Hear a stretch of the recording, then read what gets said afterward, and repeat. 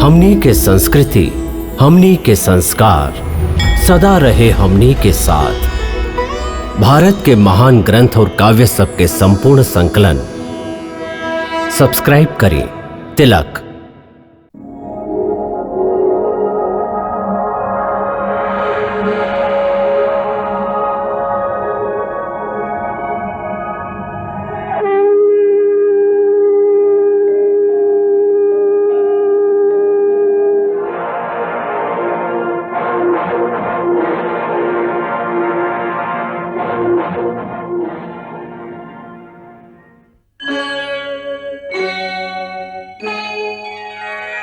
कृष्णा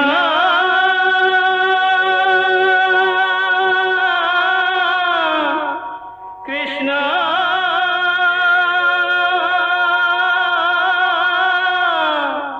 हरे कृष्णा हरे हरे।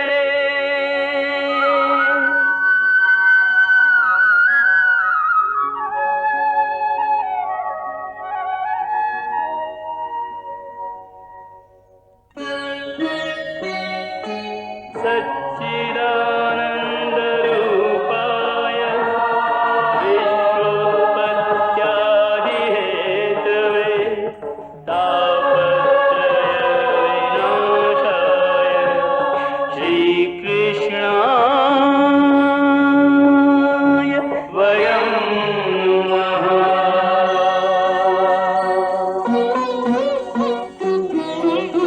श्रीकृष्ण गोविंद हरे मुरारे, हे नाथ नारायण वासुदेव। हरे कृष्ण राधे राधे कृष्ण कृष्ण हरे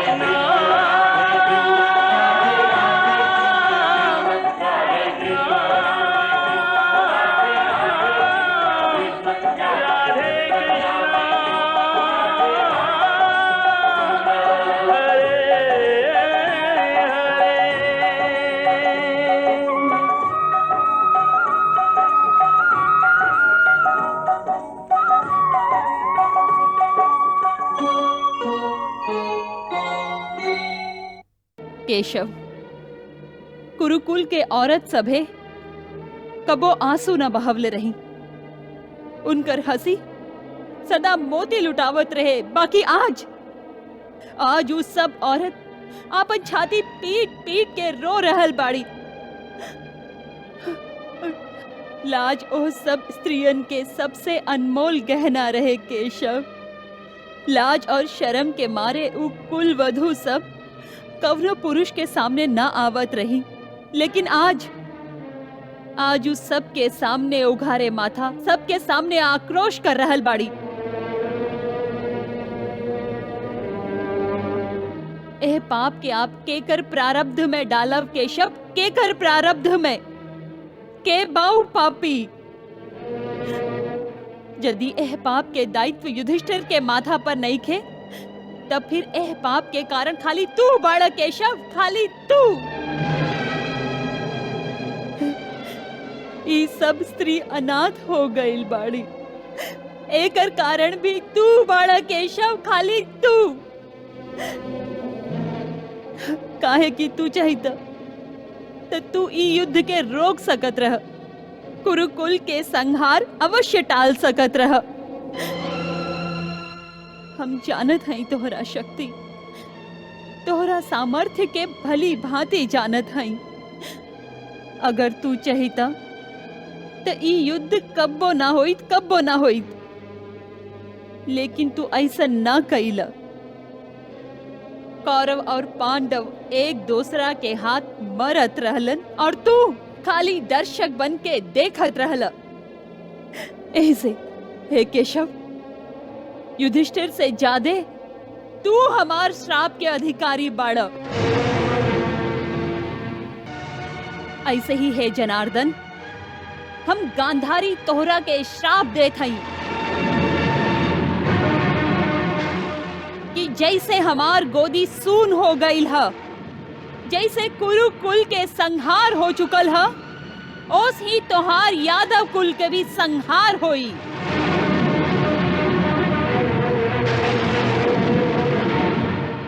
जैसे कौरव और पांडव अपना आप में खून बहवले बाड़न, एक दूसरा के खून बहवले बाड़न, ओसे यादव भी आपस में लड़ मरी है और तू खाली दर्शक बन के देखत रहब।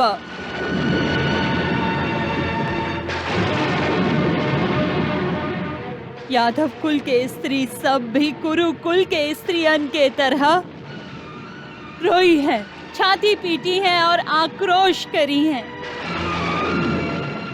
बस करी दीदी, बस करी। ना बुआ, इनका के रोका मत, बोले दा इनके। महारानी के मुख से निकलल हर शब्द हमरा भविष्य के सच्चाई के चित्र दिखा रहा है। एगो दुखी दिल के व्यथा यह रूप धारण करी। केशव, तू दुख ही अतना देले बाड़ कि दुखियारी तो के कब्बो छोड़ ना सकेली। तू दूसर के वध कैले बाड़ा, ऐसे है केशव तुहार भी वध होई और अधर्म से होई।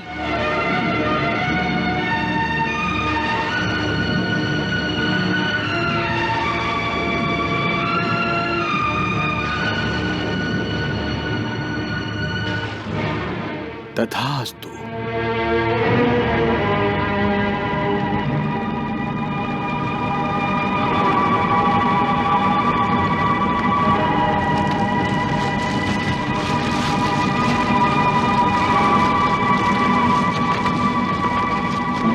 ना ना, हम अपना बेटन के सामूहिक चिता के आग ना दे सकी हम।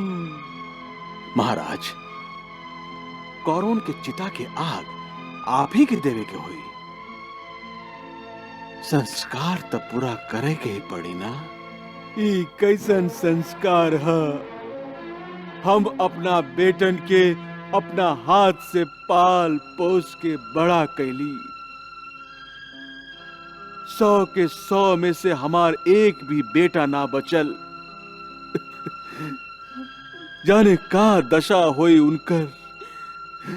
अच्छा ही भइल जे भगवान हमरा के आंख ना देहलन। बहुत अच्छा भइल, ना तो अपना 100 बेटन के लाश, उनकर कटल सिर के ढेर, उनका चिराइल सीना, उखड़ल हाथ के कैसे देख सकत रही।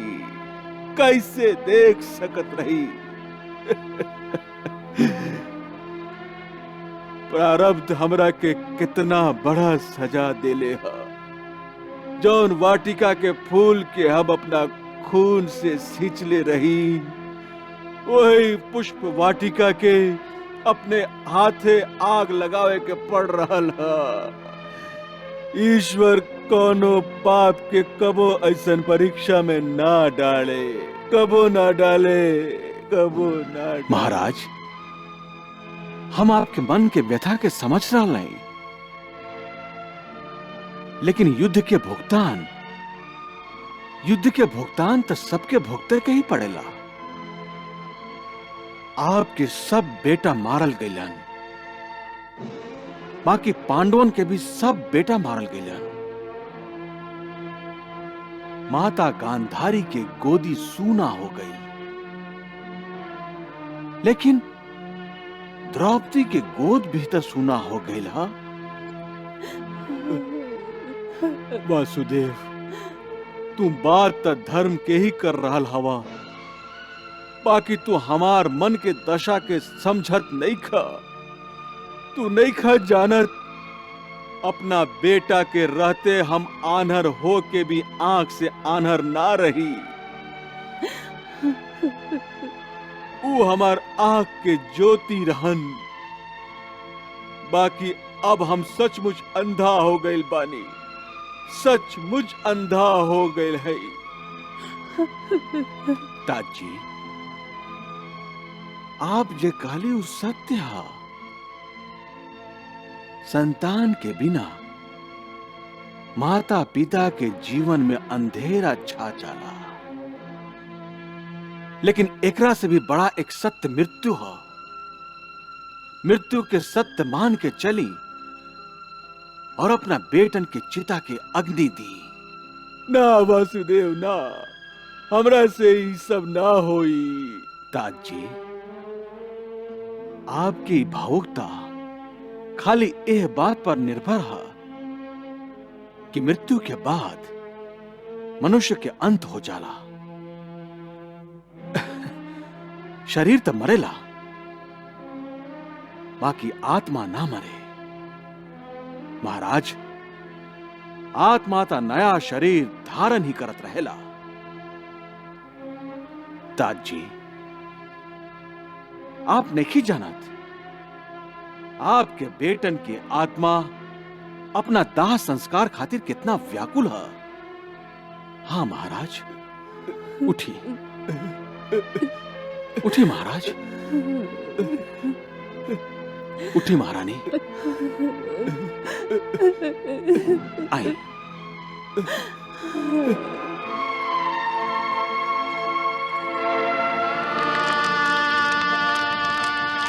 यह करनी का दंड है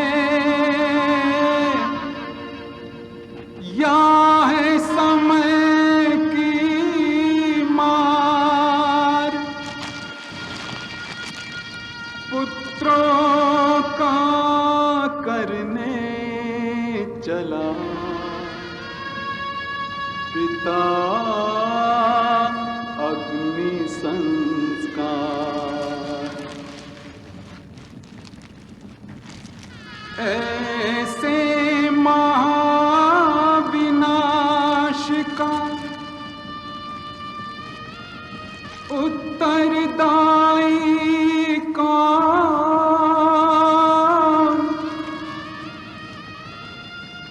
मौन प्रश्न करता रहे, उत्तरदाता मौन।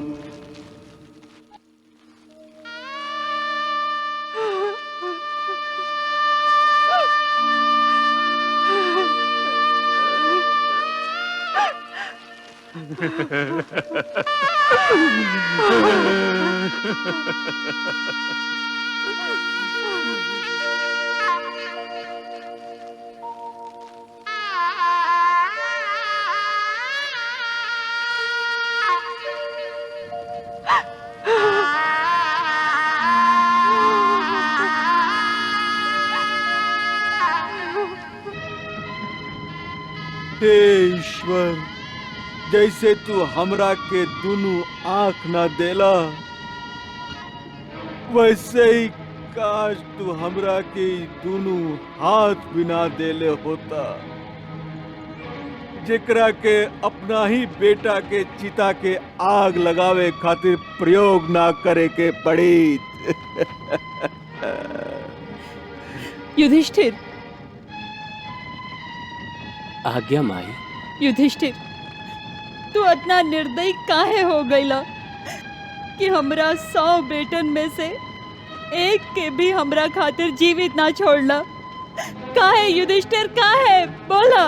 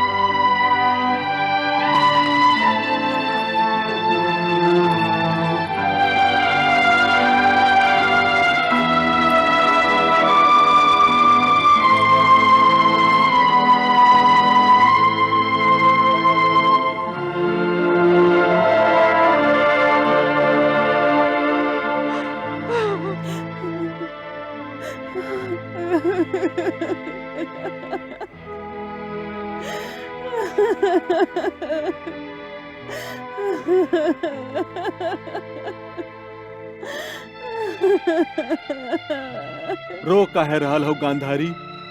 शायद सरसैया पर सूतल हमार दशा के देख के रो रहल है।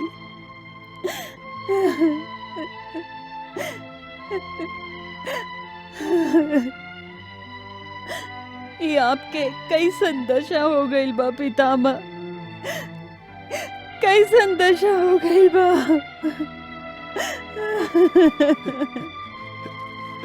ताजी, ई सब हमरे चलते भइल ह। ना बेटा, रो मत। ताश्री, हमरा कारण आपके ई दशा भइल ह। धिक्कार ह हमरा पर, धिक्कार ह हमार राज लालसा पर। ताजी, ताजी, हमरा जैसन बेटा केहू के ना होके, हमरा जैसन बेटा केहू के ना होके।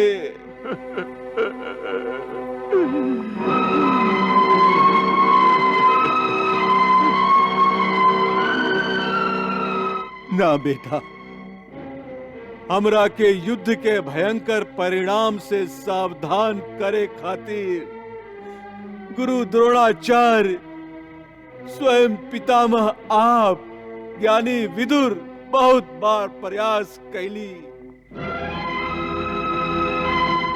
लेकिन हम पुत्र मोह के आगे केहू एक के भी ना सुनली। अपराधी हम हई अपराधी। हमरे कारण ही महायुद्ध भइल, हमरे ही कारण ही भयंकर कुल संहार भइल ह। हमरा जीवित रह के कोनो अधिकार नइखे, कोनो अधिकार नइखे।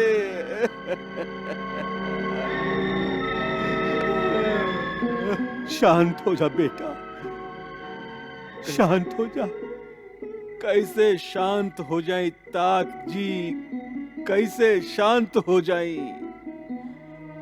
हम अपना यही हाथ से अपना बेटन के सामूहिक चिता जरौले हैं।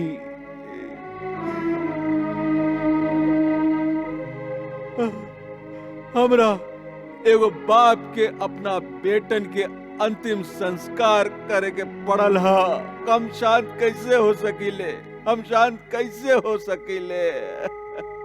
विवेक से काम ला बेटा, तू ज्ञानी हवा और भली भांति जानेला कि सब प्राणी के यात्रा मृत्यु के तरफ ही होला और मृत्यु एगो अटल सच्चाई है जेकरा के कब्बो टालल ना जा सके।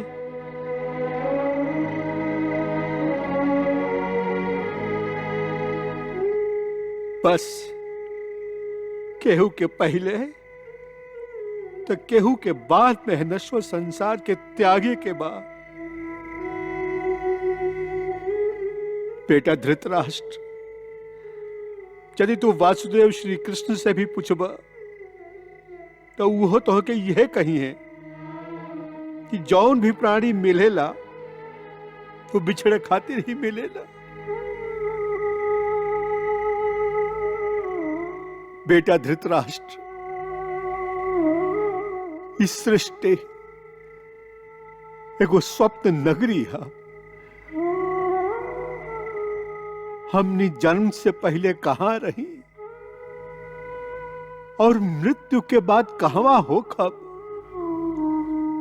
केहू के पता नहीं के।